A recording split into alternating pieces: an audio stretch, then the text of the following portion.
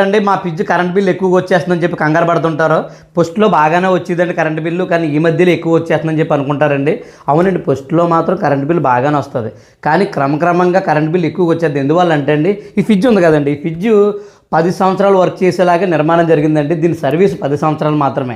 10 సంవత్సరాల తర్వాత పని చేయదని కాదు నా ఉద్దేశం. 10 సంవత్సరాల తర్వాత పని చేస్తుంది, అయితే ఏమవుతుందంటే కంప్రెసర్ వీక్ అయిపోతుంది, అలాగే కాయిల్ వీక్ అయిపోతాయి, ఇందులో ఉన్న సిస్టమ్ గట్ట వీక్ అయిపోద్ది అనమాట.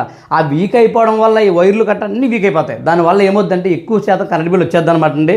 ఏమవుతుందంటే ₹10 రావాల్సింది 20, 30, 40 అలాగే వచ్చేద్ది అనమాట. కాబట్టి ఇలాంటి పాత అయిపోయిన ఫ్రిడ్జ్లు వాడడం అంత మంచిదేం కాదు. ఇది కరెంటు షాక్ సర్క్యూట్ కూడా ఎక్కువగా జరుగుతుంటుంది అనమాట.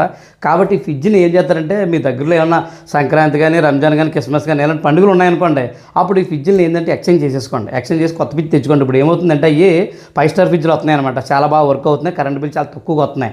కాబట్టి ఆ ఓల్డ్ ఫ్రిడ్జ్లు దయచేసి వాడొద్దండి, ఎందుకంటే ప్రమాదం. అలాగే ఏమో కరెంట్ బిల్ కూడా ఎక్కువ వచ్చేద్ది అనమాట.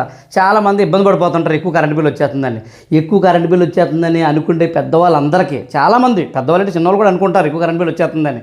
వాళ్ళకి ఈ వీడియో షేర్ చేయండి, వాళ్ళకి కూడా తెలుస్తుంది కదా, మంచి విషయం ఇది. కాబట్టి వీడియో షేర్ చేసి, వీడియో లైక్ చేసి మన పేజ్ని ఫాలో చేయండి.